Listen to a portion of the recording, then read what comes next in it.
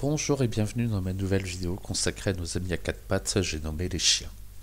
Je vous propose de vous replonger dans 4 des meilleurs films qui les met en avant, mais aussi de vous raconter leur histoire.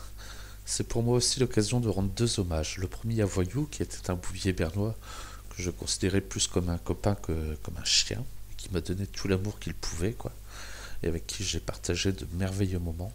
Mais aussi une petite pensée pour mon papa qui aurait fêté aujourd'hui ses 88 ans. Voilà, je vous laisse découvrir ces 4 merveilleux films consacrés à nos boules de poils. Et surtout, n'oubliez pas de liker, commenter, partager et de vous abonner si ce n'est pas encore fait. Ciao!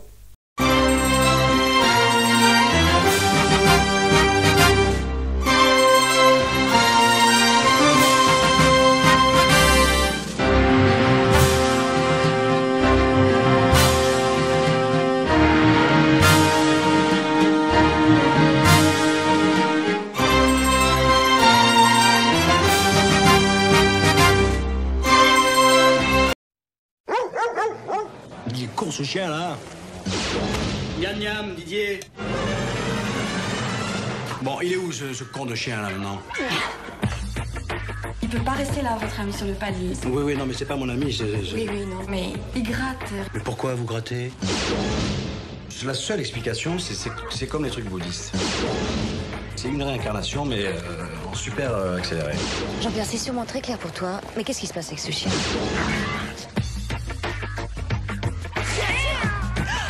Appeler un chien Didier, c'est spécial. Oui, Didier. D-I-D-I-E-R, mon chien. C'est quoi comme origine, ça? C'est un labrador. Mais je vois pas pourquoi Didier, ce serait plus spécial que Médor. Ta blondasse, ça va? Où est mon chien? Qu'est-ce qu'elle fait dans la vie, à part nichon? Là, c'est donc aujourd'hui que tout le monde a décidé de me faire chier. Oh! Mais enfin, un peu de calme, que ça va pas? Voilà, il est joueur. Il est surtout con. Qui est ce dingue? C'est ma tante. Ça doit pas faire du bien, hein? Car ça me fait des bonnes journées avec toi. Mon chien, ça. Les PD, on s'éclate. Mon chien. On ne sent pas le cul. On ne sent pas le cul des filles. Voilà. Sauf si c'est elle qui demande. Si c'est elle qui demande, tu vois avec elle.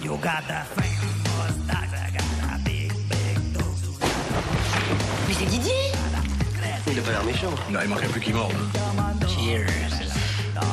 Mais ça me fait un tout petit peu mal au cul de me faire piquer ma gonzesse par mon chien. Ah, ça me dégoûte. Rien d'y penser, ça. Didier, on y va, on s'en va. Hein? Non. Va dans ton panier. Chier à sentir le cul sans arrêt. Pour ce premier hommage, penchons-nous sur le labrador Elliot qui incarnait le chien DJ dans le film du même nom sorti en 97. Pour résumer l'histoire de cette comédie loufoque, c'est l'histoire d'un agent de footballeur, incarné par le regretté et excellent Jean-Pierre Bacry, qui est chargé de garder un chien quelques jours histoire de dépanner une amie. Mais au cours de la nuit, le chien se transforme en être humain, incarné par l'acteur-réalisateur Alain Chabat. Le film connut le succès en salle et remporta le César du meilleur premier film. Alors, faut savoir qu'à l'origine, Elliot appartenait au footballeur brésilien Ricardo, mais celui-ci dut s'en séparer car il venait d'être transféré en Espagne, et le labrador fut alors placé dans une famille d'accueil par l'intermédiaire d'un dresseur. Et lorsqu'Alain Chabat lui demande de trouver un chien pour son prochain film, il pense immédiatement à Elliot qui lui avait déjà fait forte impression à l'époque. Chabat craqua tout de suite et Elliot, qui adorait jouer la balle, venait de trouver le rôle de sa chienne de vie.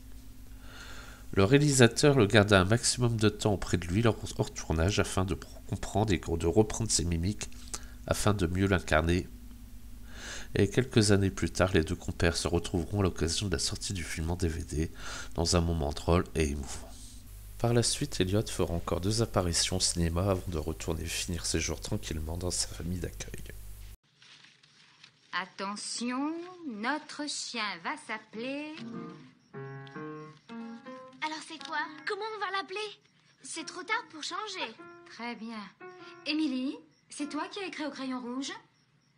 Ah, je ne pense pas que cette partie du corps soit un très bon nom pour désigner un chien. Je sais qu'il en a une, je l'ai regardée. J'en suis sûre, ma chérie. Mais quand papa voudra l'appeler, je le vois mal sur le pas de la porte. Crier ce nom-là. Mais il le dit quand il est fâché.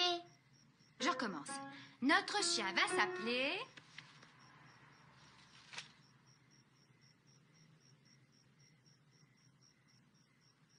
Tu m'as demandé mon avis, non?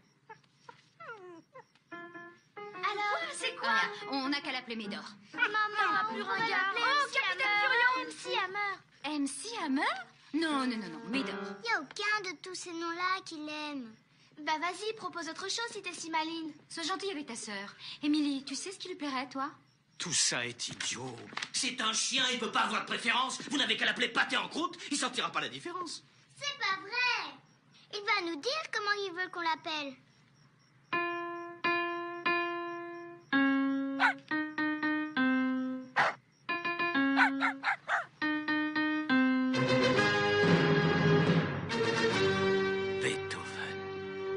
Autre comédie familiale, cette fois-ci avec un Saint-Bernard qui, à la suite d'un cambriolage, trouve refuge dans la maison des Newton.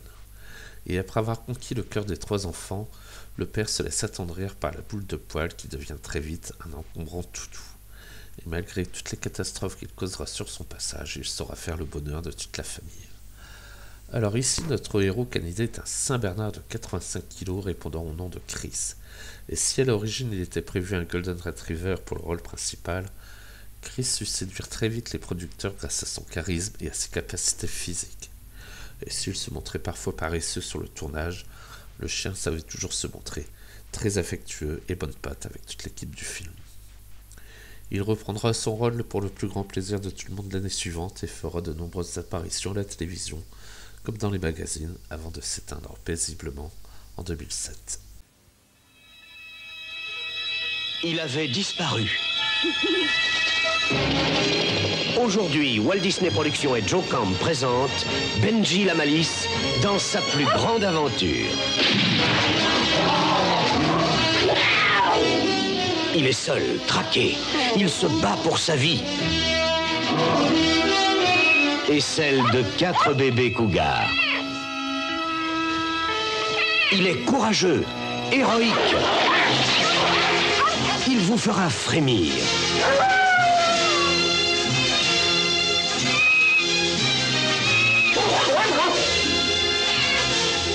Et il vous enchantera. Prochainement, vous vivrez ses exploits, ses émotions. Et vous partagerez avec lui les merveilles de la vie sauvage. Il vous entraînera dans un monde magique dont vous vous souviendrez toujours. Benji arrive dans le nouveau grand film d'aventure de Walt Disney Productions, Benji la Malice.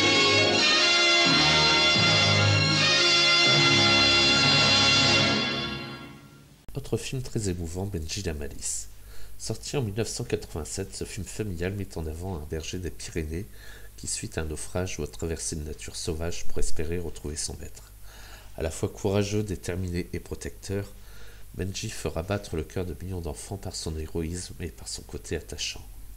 Alors malheureusement, j'ai très peu d'informations sur notre canidé, si ce n'est que le héros est en fait une héroïne nommée Benjin.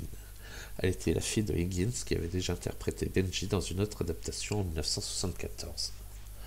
Alors le berger n'aura pas d'autres apparitions dans des films, il a dû certainement finir sa vie auprès de ses maîtres, après avoir séduit tous ceux qui ont vu le film.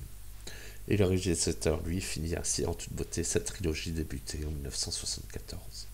Ce matin, c'est Marley qui m'a réveillé. On a fait une balade qui s'est finie en course à pied. J'ai fait un tour en hydroglisseur et écrit une chronique sur la mort des Everglades. J'ai planté un oranger dans le jardin. Je suis allé jouer dans le parc avec Marley. Je l'ai regardé se baigner dans la baie, puis voler un frisbee à un jeune couple. J'ai racheté un frisbee au jeune couple. J'ai nettoyé Marley. Je suis parti travailler avec l'angoisse de la page blanche. J'ai attendu l'inspiration. Rien. Je me suis offert un nouveau chandail, un nouveau clavier. J'ai reçu mon chèque de salaire. J'ai fait de la planche à voile avec Sébastien. Il m'a présenté Sacha, sa nouvelle copine, et Angie, son autre nouvelle copine. J'ai vu des modèles posés au bord de l'eau. J'ai écrit une chronique sur le développement de South Beach. J'ai interviewé Gloria, Emilio et Stéphane à l'hôtel Cardozo. Je leur ai présenté Jenny qui était excitée comme une puce. Je suis allé faire les boutiques. J'ai acheté un oreiller ergonomique. J'ai dormi comme un bébé. J'ai vu Marley manger l'oreiller. J'ai fait disparaître les preuves. J'ai nettoyé le vomi de Marley dans la cuisine. J'ai aidé Jenny à préparer le dîner. J'ai fait trop cuire les spaghettis, ça s'est fini en bataille. J'ai corrigé un article de Jenny. J'ai lu les dernières aventures de Sébastien. Je suis allé courir avec Marley pour évacuer ma frustration. Je ne l'ai pas vu ranger sa laisse. Je lui ai couru après pendant 20 minutes. J'ai demandé à Jenny qu'elle vienne nous chercher. J'ai écrit une chronique sur le prix du carburant. Une autre sur le prix de l'eau.